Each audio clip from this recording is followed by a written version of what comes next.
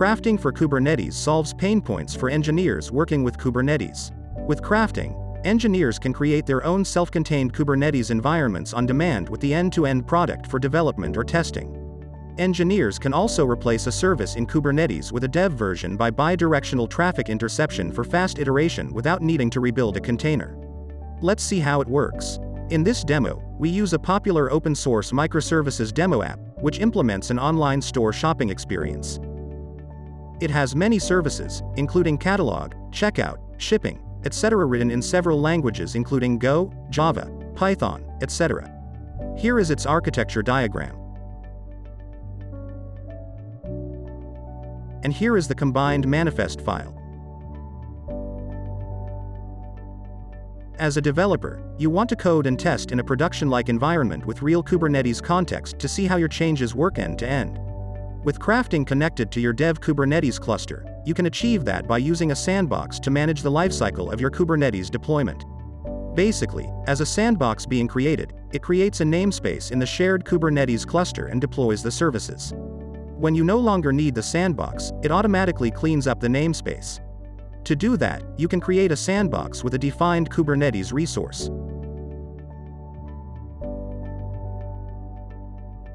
As the demo sandbox is being created, it triggers the lifecycle events, and we can see from the connected Kubernetes cluster that a new namespace corresponding to the sandbox is created, and services are launched in it.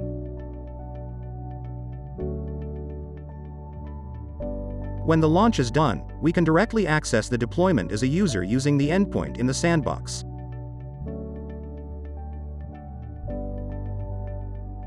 We can also see more details with the Kubernetes CLI from the terminal in Web IDE.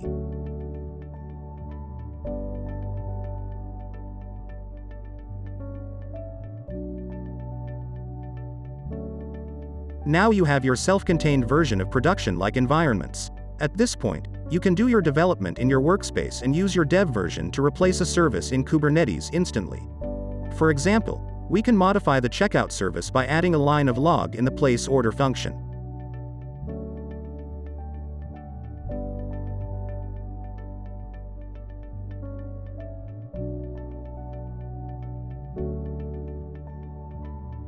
Then we run it from the IDE.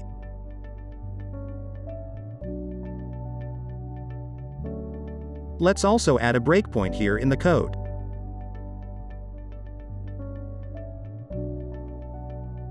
To replace the service in Kubernetes, you can use the convenient bidirectional intercept functionality and select the checkout service. And select Sandbox, Workspace, and add the port for interception. Now you can see the sandbox has an active interception. When we click through the product flow this time,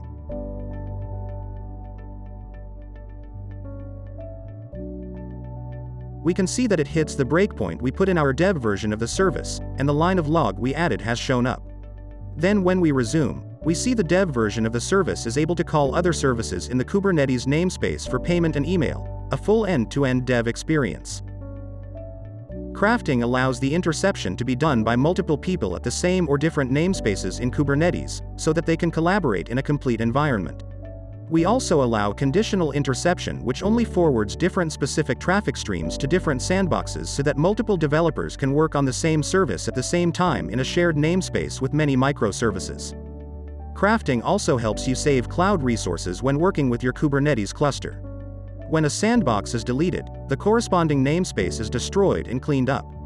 In addition, when a sandbox is suspended, all the services are scaled to 0 instances, effectively stopping consuming any CPU or memory. When resumed, the services are scaled back. Crafting Sandbox itself has a feature to auto-suspend a sandbox when it detects no user activity for some time. Combine the activity-based auto-suspension and scaling to 0, an engineering team can achieve optimal resource utilization for their dev cluster. After demonstrating how crafting helps engineers develop Kubernetes applications, let's see what setup is required to make it happen. First, you need to connect your Kubernetes cluster to your crafting account. When you click the Connect button on the Kubernetes cluster page, you will see the detailed instructions. It's actually just a simple command wrapped in our command line tool. Assuming you already have the kube control ready and running on your local machine and have downloaded our CLI, just do a simple connect command, you will be able to connect the Kubernetes cluster that your kube control points to.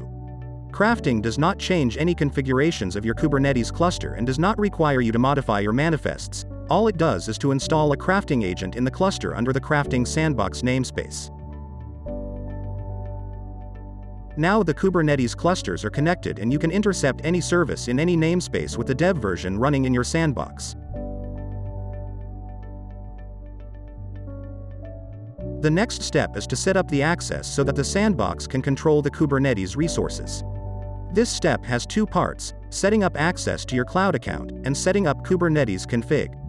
For the first part, we recommend using Identity Federation, which is explained in a different video.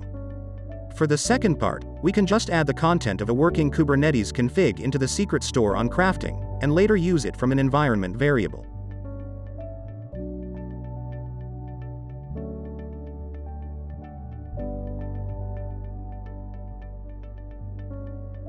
Once credentials are set up, we can set up the app to launch the sandbox with a Kubernetes namespace to hold all services needed. In the app definition, we define environment variables to config the access to cloud and Kubernetes cluster by referring to corresponding secrets. And we also define a format for the dynamically created namespaces. Then after the definition of the dev workspace, we define a resource called Kubernetes, and write lifecycle handlers to be called during the lifecycle events. For example, on creation, we create the namespace and apply the existing Kubernetes manifest. On deletion of the sandbox, we delete the namespace. Then when the sandbox is suspended either manually or due to an activity, the corresponding services in Kubernetes are scaled to 0 for optimal resource utilization.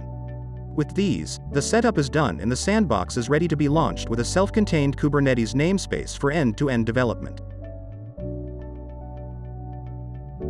With crafting for Kubernetes, engineers can easily have their own self-contained Kubernetes end-to-end environment on demand and flexibly plug in their dev version of the service into it for testing and debugging. Contact us to learn more about the best developer experience and lightning-fast iteration speed with Kubernetes.